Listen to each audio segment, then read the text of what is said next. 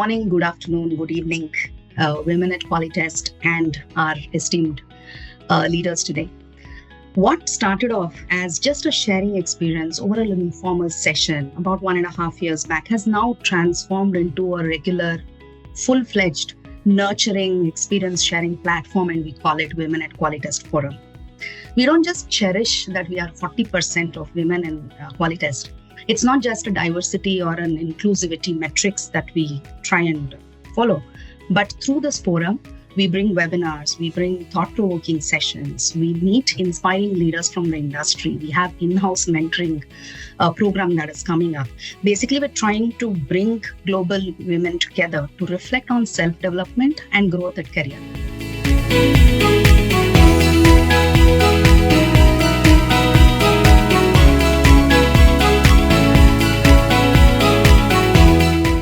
Shazia Manus right now is the Chief Data Analytics Officer at TruStage, and TruStage provides affordable insurance, investments, and technology solutions, and is built on a philosophy of people helping people, believing that a brighter future is available and accessible to everyone.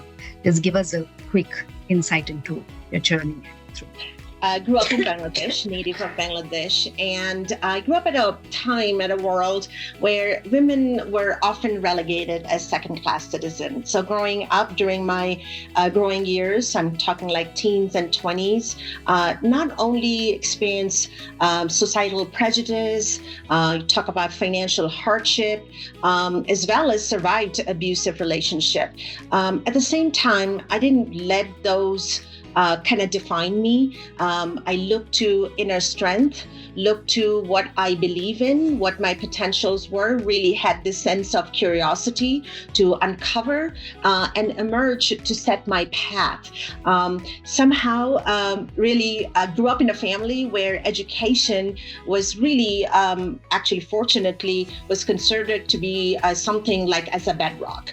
However, the expectation for what you pursue academically and why you want to have an education, there were different standards. I grew up in the shadow of my brother, so expectation for him was very different. For me, it was essentially a means to really settle into and secure a very arranged marriage, a good family for stability. I was really not that focused growing up, academically speaking. I wasn't, because I always felt like I would never be good enough as my brother. To my surprise, middle school, I earned academic scholarship. And that really was kind of startling to me. Oh my God, I did it, because my brother, when he competed 2 years ago, he didn't get it. And somehow through ebbs and flow, life threw a lot of curveball, ended up coming to US, which was really not my intention nor plan. I wanted to go to London School of Economics, but I ended up changing gear and coming in and stumbled into financial services sector in credit union. Really, that also was not really premeditated or designed. However, I knew I wanted to learn, and I really was captivated with the movement of microfinancing that was emerging in Bangladesh at the time. And I found that people helping people, philosophy in the credit union, very powerful, and ended up having a very solid career in the credit union banking side. Then I felt like I got it, and I was ready for something new, something different. So again, moved into payments, opportunity came forth, and from there ended up learned a lot, and then moved into insurance.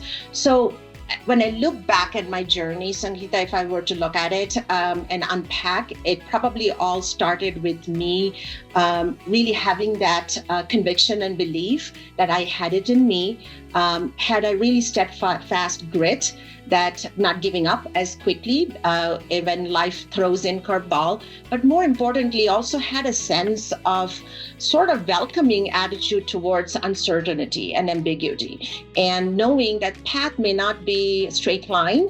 However, path exists, and it could take long ways, different sideways, alleys, but I could get there. Did you find any key transformation phases for yourself? I'm sure each and every one in this audience have their moments of that transformation that you are positioning. For me, I would say it was at a moment and point in time where I had the opportunity to opt for stable ground, stability, financial security, and I reflected, number one, and I elected that I didn't want that. I wanted to create the path the way I wanted to, and that was saying no to proceed on with this arranged marriage that my family, there was a lot of enormous pressure, and I was very young, 20s, so to speak, and I spoke up and I essentially told my mom that is not what I wanted to opt for. I wanted to finish my education. I wanted to choose the path of self-sufficiency and self-discovery and paving my path. There was risk, but I think that gave me this whole notion to be ready for taking on risk, which has always been sort of defining character for me. However, being open to this notion of abundance and creating, that was really for me a transformative moment. And I would say it starts with self-awareness. And you hit on that point that sometimes maybe at a moment back. How to get that voice heard in a professional setup, in those meetings where, everyone's gone through that experience of not being heard or, overlapped. And I think, first of all, if you're in a room, you have to believe that you have earned the place and not doubt why you are there.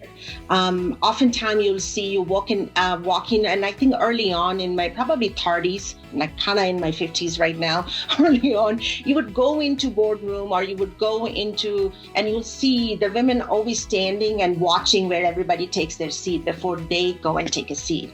So I think I learned that. I used to do that as well.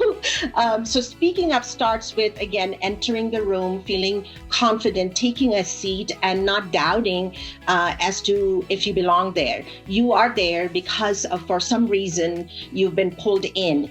And at that point, I would say some things is number one, preparation, making sure, do your homework to kind of know what you really will be speaking to, preparation, having that presence, and I would say conviction that what you are speaking up to, that you believe in it. Because if you are stuttering or you are, I don't know, you use backpedaling or really not getting to the point, it means you don't believe in it, and it's very vivid.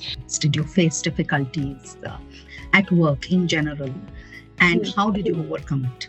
Look at me. You cannot really look at me because I'm 5'3", a person of color, woman with funny accent. I really don't fit the mold of traditional sort of leadership. I've been in spaces, whether it's credit union, very niche banking, payments, technology, another, you really have to have a lantern to go spot somebody in an executive role that fits the mold. So I really don't fit the mold. So stereotypical, well, first of all, people will define you, and you walk into a room and they'll probably gonna have preconceived notion of who you are, what you know, what you don't know. So early on in the career, yes, I did. I would say I was told, you couldn't really turn around this particular challenge that I was facing. I was a turnaround CEO of the credit union, and I didn't have the experience. I was very young. I was actually turned 30 the year I stepped in, and with all of those characteristics. So I didn't let that again get to me. I felt like I needed to prove through my action, through my words, I needed to define myself, and I needed to earn the respect, credibility, and I let my work speak for itself, what I was doing. And that attitude have served me well. What do you think women should do in support of other women? What are those? Just give us some tips of how we can, because all of us sometimes want to make it happen and want to provide the care cover, but we might not even know how to do it. Look at Pat. She really didn't have to introduce and open the door. So it starts with that. Is when you are up in a position, I have always felt like that I owe it to other women to send that elevator down for somebody else to hop in and climb up. So it starts with that. It also starts with not really undermining the power of the story and the power of your presence, because you don't know, it inspires, it uplifts, it provides that opportunity and that push that somebody might need. If you had to choose one turning point in your life that made a huge impact, what would that be? Professionally, I would say when I chose that I wanted to leave a particular domain, banking, where I was very successful. I was growing. I turned around this ship that was about to sink to really not only floating, but really moving really hard and fast, to decide that, hey, I was ready for something different, that I've done it. I could do more of that. I could do only in a bigger, maybe ocean as well. I could run a bigger credit union and be very successful because the fundamentals, I felt like I got that. And I was ready for something new. So when the board chairman of TMG kind of approached me and said, hey, do you want to come in? Founder CEO Tom Keel is retiring. Would you like to pursue? We're kind of opening it up, and you've done the credit union and side of the house, but are you ready to come into the vendor partner side of the house to understand payments? My first place where my head went, oh my God, I don't know payments. I don't know. I mean, I know credit card, debit card, because that's something we had offered in the banking space, but I don't know how you move money. I mean, there's like 53,000 things happen from the time you swipe and dip that card. Do I know that now? Yeah, I do. From swipe to max swipe to chip. And I didn't know it. And I hesitated. And it took that moment that gentleman who's been my lifelong sort of mentor, sponsor, looked up to him. He said, I'm not looking for a lifeguard to save this. Or this company is extremely successful, but it's growing incrementally. I need you to come in and grow exponentially. And you understand the consumers because you've been you also understand the banking, and you understand what we do and how we position. I want you to grow, and I want you to challenge, and I want to build that growth muscle for the company. And I felt like I can do that. And I think like I said, your first time your mind goes in, you cannot do that. And the second thing, you start layering on, do I know this to teeth? And I felt like it was okay for me to know 40% of the job, and the rest of it, I learn it as we go. So I think that was a pivotal decision for me. And once I did that, moving from the cards to network to insurance or wherever life will throw at me becomes easier because you've done it. So you'll just kind of keep on doing it. So that beginner's mind, I think I started embracing that when I made that choice. What do you think is that one myth about women that you would like to burst? If we say there's a myth, and if you could stand on behalf of womankind and say this is a myth, I would like to burst. Oh, definitely the queen bee syndrome myth. I can tell you that I wouldn't be where I am if I didn't have some really strong, powerful women and men.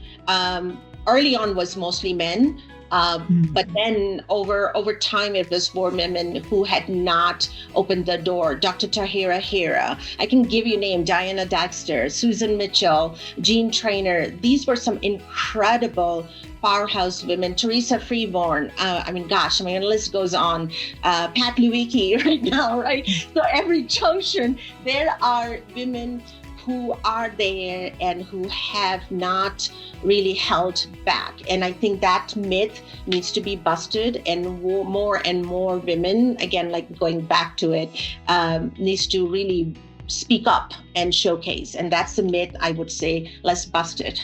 And I think, Shazia, you should talk a little bit about how you approach that, because I thought it was so inspiring. It was so influential within the organization overall. Just her approach and how she's taking and holding people accountable to what they need to do and how they need to perform. I would say, Pat, it's kind of started with me defining what I expect of myself in the organization, and then connecting back to the team and be very clear about their role they play towards moving the agenda forward, I would say. And I think what I see is you providing really, really good feedback to your team and setting those expectations on what they need to do, and then coaching them along and making them and meeting with them on a regular basis. And I would say to all of you, if you're not getting that, you need to reach out also and ask for feedback and ask for input on a regular basis, not every week certainly, but on a regular basis where you're getting feedback and you're understanding what the expectations are. Absolutely. You hit it spot on. So what would you say to the women who end up saying, or who think like this? The first one is, oh, they won't select me. Why bother? Watch your thoughts and what you believe in. It all starts with that intention. I think Mahatma Gandhi said, your beliefs becomes your thoughts become your words become your action becomes your beliefs and values. And values become your reality. So strong believer, watching what you're saying and what thoughts you are instilling in yourself, because that is what you will manifest more and more. So I'm a very strong believer of power of the subconscious mind and the thoughts, and not letting those words really create barrier and scarcity mind for you, because the mind, the more it is open and expansive, the more opportunity you will create, or you will find a way to create it. As a woman, I bring in enormous different sets of experiences, expertise, and perspectives to the table. I may never get recognized for my potential because I'm a woman. So rather than looking at it as a negative or scarcity lens, I would flip it that as a woman, you bring in different perspectives to the table. You can only control what you can control. Decisions would be made, opportunities would be looked at differently. You don't always have the full facts. You don't have the full global picture. So for me, I like to focus on what I can control, which is, again, honing my own skills, looking for ways of how I can elevate my own game. And again, to me, career and any of these things is a choice. And I have the choice to create the path I want to create. I will not, if I'm not happy, I'm not going to sit around and be miserable. I will find a way to be happy and to create my path. What do you think women should ask of their families? What has been your experience, and what should women ask of their families or plan with their families to help in their career? I would say many of you who are here, whether I know Pat and I spoke, you need to have a supporting family. I'm a mother, I'm a daughter, I'm a wife, and I'm a professional, I'm a sister. You have all these hats and roles you play, and family does matter. That support matters. I couldn't be where I am if I did not have a supporting husband who was willing to step up and play a part as a team, raising whether my child, holding the fort down at times. And it is a teamwork, that it is like career. Each of us have our career, and having space. Sometimes I may have to compromise. That marriage is a compromise, family is. So is that as well, that you do that and you do that together. And that is very, very important, especially for women, because oftentimes, like I said, we ourselves create our own guilt or self-talk that, oh, I didn't do it. A man, when they go on a golf outing and they don't really question that, oh, I missed this or that for my child. I will tell you, I used to. And my husband told, you don't need to be, because I was there. And that was important for me to hear, that it was okay for me not to.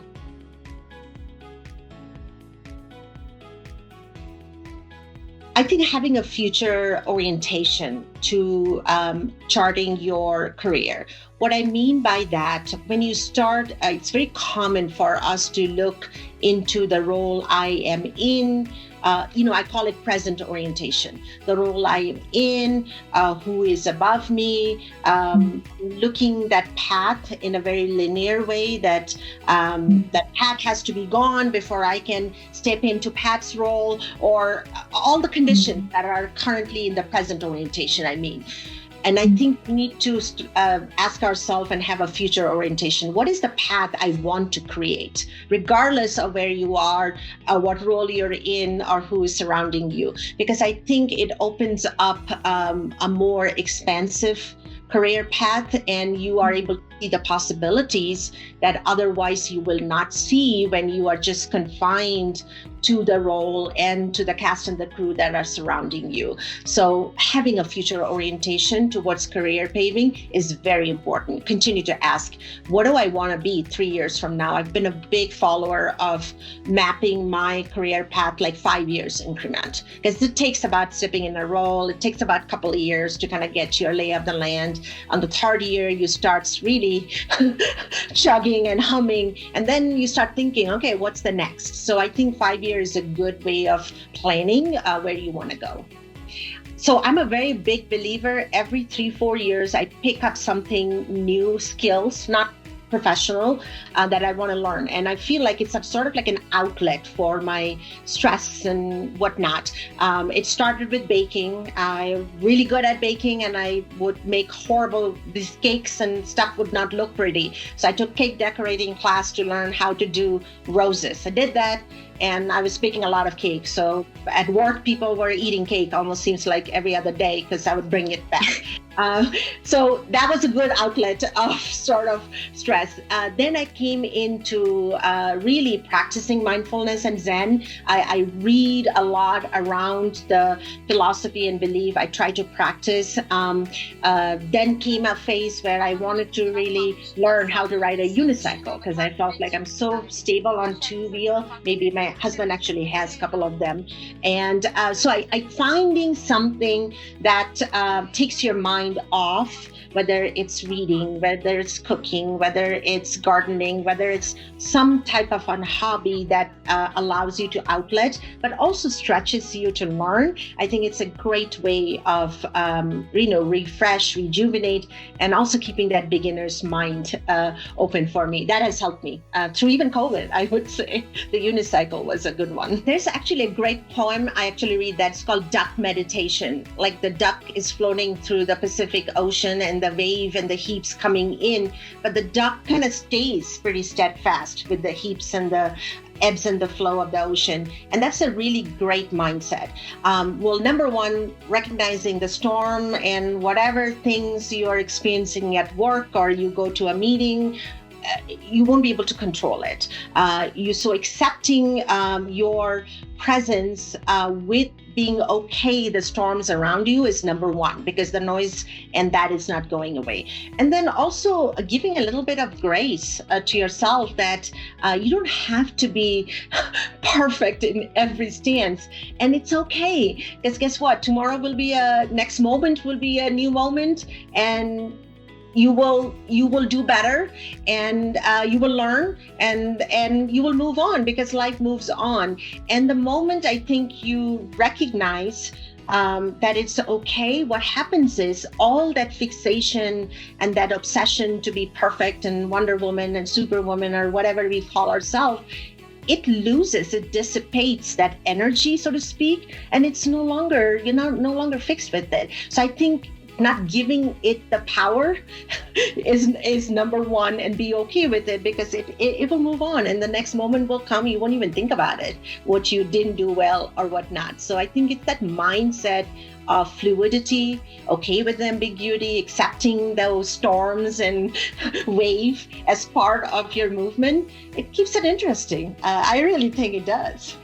Thank you so much for being in this session today. It means a lot to all the women at Qualitest.